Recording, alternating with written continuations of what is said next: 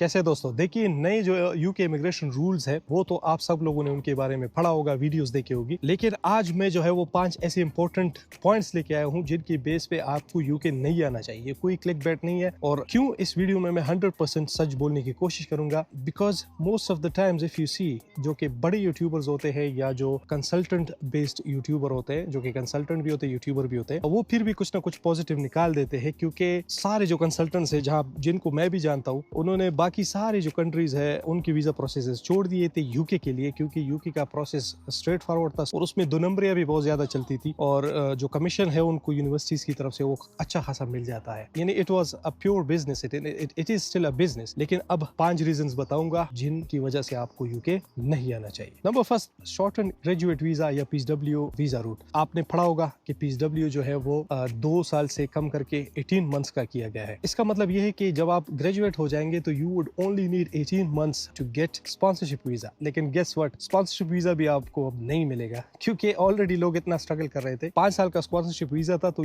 जो कंपनी थी उसको 7-8 हजार 9 हजार में फट जाता था। अभी जो है वो 10 साल का हो जाएगा तो एक कंपनी जो आपको प्रोवाइड करेंगी स्पॉन्सरशिप, अब इसकी प्राइस डबल हो जाएगी। ठीक है, उसमें बाद में आता हूँ, लेकिन पीएसडब्ल्यू के बारे में बात कर रहे थे। पीएसडब्ल्यू जो है वो ऑलरेडी जब आप यूनिवर्सिटी से ग्रेजुएट हो रहे होते हैं तो उसके लिए पीएसडब्ल्यू के लिए अप्लाई करने के लिए आपको 3000 पाउंड चाहिए होते हैं ऑलरेडी। अब 18 मंथ से चलो 3000 की बजाय 2500 कर लेते कि 2500 आपको चाहिए होगे, but still 18 month is not enough. Trust में लोग कहेंगे कि वो बहुत टाइम है यार, 6 महीने में क्या फर्क पड़ता है। सर बहुत फर्क पड़ता है, आपको यहाँ पे पता भी नहीं चलेगा कि कैसे साल गुजर जाता है।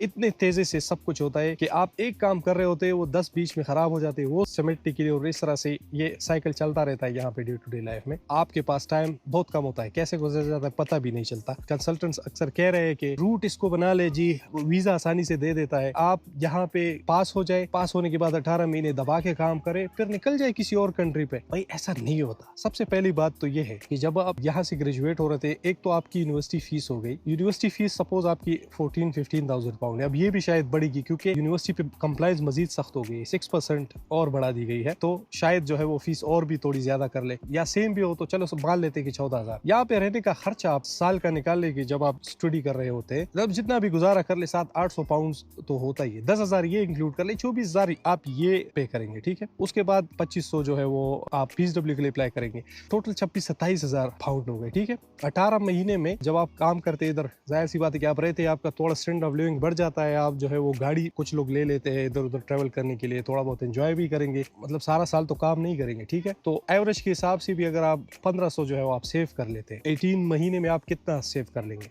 मुझे अब कैलकुलेशन नहीं याद, या मैं कैलकुलेट नहीं कर रहा, लेकिन चलो आपने जितना भी सेव कर लिया 12,000 से तो ऊपर ही होगा, 18,000 20,000 से ऊपर होगा। लेकिन उसके लिए अपॉर्चुनिटी कास्ट आप देखिए, आपने ऑलरेडी 25,000 लगाया है सर, तो आपने सिंपल वही कवर कर दिया वापस। एक और बात ये है कि जब आप वीजा के लिए अप्लाई करते हैं, आप चाहते हैं कि चलो, लोग कहते हैं कि शेंजन वीजा लगा किसी और कंट्री में चले जाए, then you will start from zero again in a different country with a different language and a different culture all together. Suppose आप जर्मनी शिफ्ट हो गए सर, आपको जर्मनी की जी भी नहीं, जर्मन लैंग्वेज बहुत टफ है। ठीक है, वहां पे आप कैसे सरवाइव करेंगे? यहाँ पे तो फिर भी आपको और जॉब मिली कि इंग्लिश थोड़ी बहुत आती है, समझ आती है, हर बंदे को आती है। वहां पे तो आपको एक लफ्ज भी याद नहीं होगा, तो कैसे जॉब मिलेगी, कैसे कम्युनिकेट करेंगे? And trust me, I have been to Germany, they hate to speak in English.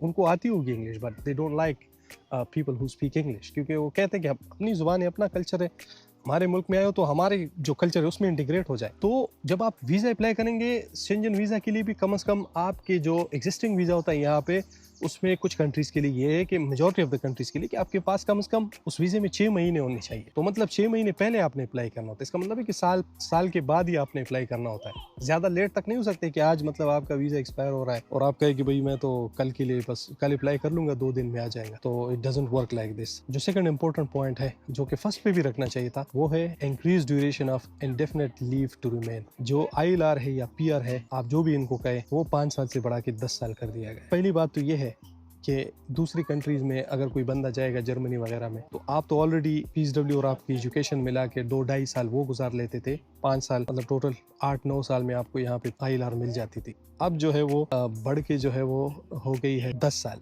यानी कि जो एजुकेशन वगैरह मिला के आप तकरीबन 13 साल में आपको ILR मिलेगा। इसकी opportunity cost like I said बढ़ गई है, क्योंकि हर साल के हिसाब से IHS फीस जो है वो 1035 पाउंड है اور یہ بڑھ بھی سکتی ہے آنے والے وقت میں، یہ اور بھی بڑھ سکتی ہے. تو سوچئے اگر سپوز آپ 25 سال کی عمر میں آتے تو آپ کو 38-39 ایئرز میں آپ کو ILR مل جاتا ہے. تب آپ سوچ سکتے ہیں کہ چلو ٹھیک ہے، اگر میں یہاں پہ مجھے کوئی پرابلم ہو گئی تو میں پبلک فنڈس کو اویل کر سکتا ہوں، میں لون لے سکتا ہوں، میرے بچے جو ہے یہاں پہ فری ایجوکیشن، فری NHS ہوگا، آپ کا NHS فری ہوگا، میڈیکل فری ہوگا اس کے بعد کہیں جا کے. تو امیجن کر لیں کہ اگر کوئی بندہ کسی اور کنٹری میں جا رہا ہوگا، سپوز جرمنی یا بیلجیم یا اسکینڈینیوین کنٹری میں، جب تک یہاں پہ آپ کو ILR ملے گا اس کے پاسپورٹ کے بھی 5-6 سال ہو چکے ہوں. نمبر 3 پوائنٹ ہے compliance and financial burden on universities. جیسے میں نے آپ کو بتایا، اب یونیورسٹیز کو جو ہے وہ بہت ہی لمیٹڈ کیس لیٹر، اس کے ساتھ ساتھ جو ہے وہ یونیورسٹی پہ انگلش ریکوائرمنٹس بھی ٹف ہو گئی ہے. اب شاید ہو سکتا ہے کہ جس طرح سے آپ جو ہے وہ پیسوں پہ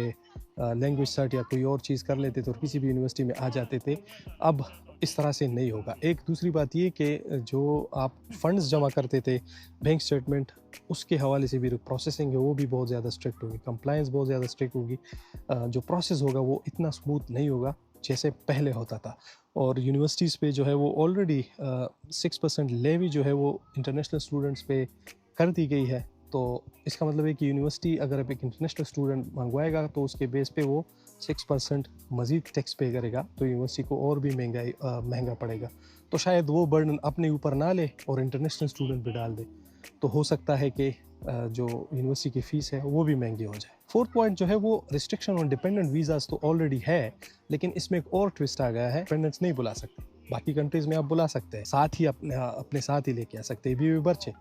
جرمنی میں لوگ جاتے ہیں، بیوی بچے لے کے آ جاتے ہیں. ILR آپ کو مل جاتا تھا، آپ یا اسکل ورکر ویزا پہ بھی ایون آپ ایک کرائٹیریا جو ہے وہ پورا کر لیتے تھے، اور آپ اپنے بیوی بچے کو یا اسپیشلی اگر آپ اسپاؤس کو بلا دیتے تھے تو اسپاؤس کے لیے انگلش لینگویج کا جو لیول تھا وہ صرف A2 تھا، اب وہ بڑھا کے B2 کر دیا گیا ہے. تو B2 لیول جو ہے وہ میں نے دیکھے کہ جو آلموسٹ گریجویٹس ہوتے ہیں وہ بھی اکثر وہ ناکام ہوتے، اس لیے تو دوسرے جگاڑ لگا کے وداؤٹ IELTS یونیورسٹیز میں ایڈمیشن لے کے آتے. تو زیادہ تر جو ہے ہماری خواتین گھریلو ہوتی ہے، یا تو ایجوکیشن کم ہوئی ہوتی ہے یا کوئی اور مجبوریاں ہوتی ہیں جن کی وجہ سے وہ پراپر جو ہے وہ ہماری جیسی آزادی ان کو نہیں ہوتی کہ اس طرح سے انہوں نے ایجوکیشن حاصل کی ہو. تو ان کے لیے پھر انگلش لینگویج پاس کرنا ایک بہت بڑا مسئلہ کریٹ کر سکتا ہے. بہت مشکل ہوگا ان کے لیے، شاید سال یا 2 سال سے بھی زیادہ لگ جائے صرف IELTS کو پاس کرنے کے لیے. نمبر 5 پارٹ جو ہے UK is becoming in welcoming. یہاں جو ہے وہ آلریڈی مارکیٹ بہت ہی زیادہ سیچوریٹڈ ہے، جاب ملنے کی اپرچونیٹیز اتنی آسانی سے لوگوں کو نہیں ملتی، عام جاب نہیں ملتی. تو جو اسکل ورکر کے لحاظ سے جو جاب ہے جس میں آپ سیٹل ہوتے ہیں، سیٹلمنٹ کے لیے ایک پاتھ ہوتا ہے، وہ تو اور بھی مشکل ہو جاتا ہے. اور یہی جو بات ہے آنے والے وقت میں اور بھی مشکلات ہوگی. تو کیا پتا کہ جو ILR ہے وہ 10 ایئرس کا ہے، یا جو A2 لیول سے B2 لیول کا انگلش کر دیا گیا، شاید اور بھی ریسٹرکشنز آ جائے اس بیس کے بارے میں. تو آپ اتنا زیادہ پیسہ خرچ کر دیتے ہیں، ٹھیک ہے، آپ کی ٹائم انرجی اتنا زیادہ ویسٹ ہو جاتا ہے، اس کے بعد بھی جو ہے اس کے جو پھل ہے وہ آپ کو نہیں ملتا. ایسی چیزیں ہیں جو کہ UK کو بہت زیادہ ان اٹریکٹیو بناتی ہے. اور میں یہ سمجھتا ہوں کہ 2025 اور آنورڈ سے جب تک کہ یہ رولز اسی طرح اسٹرکٹلی اپلائی ہوگے، سمجھتا ہوں کہ بہت ہی بدقسمت انسان ہوگا جو اب بھی یہاں پہ آئے گا. UK کے علاوہ بھی بہت زیادہ آپشنز ہیں، ان پہ میں اب آنے والے وقتوں میں ریگولر ویڈیوز بنایا کروں گا، پرومس فار دیٹ. اور اس کے لیے آپ کو یہ چینل ضرور سبسکرائب کرنا ہوگا اور فالو کرنا ہوگا مجھے، اور بیل آئیکن پریس کرنا ہوگا تاکہ جو بھی لیٹسٹ ویڈیو آئے ان کی اپڈیٹ آپ تک پہنچ سکے. کوئی بھی question who you can ask in the comment and I will definitely reply. تو یہ تھی ایک بہت ہی فیکٹس اور ریالٹی بیسڈ ویڈیو جو کہ آپ کو کنسلٹنٹس یا جو یوٹیوبرس اسٹوڈنٹس کا کام کرتے ہیں، اسٹوڈنٹ کے ویزے لگواتے ہیں، وہ نہیں بتائے گا. میں نے بتا دیا.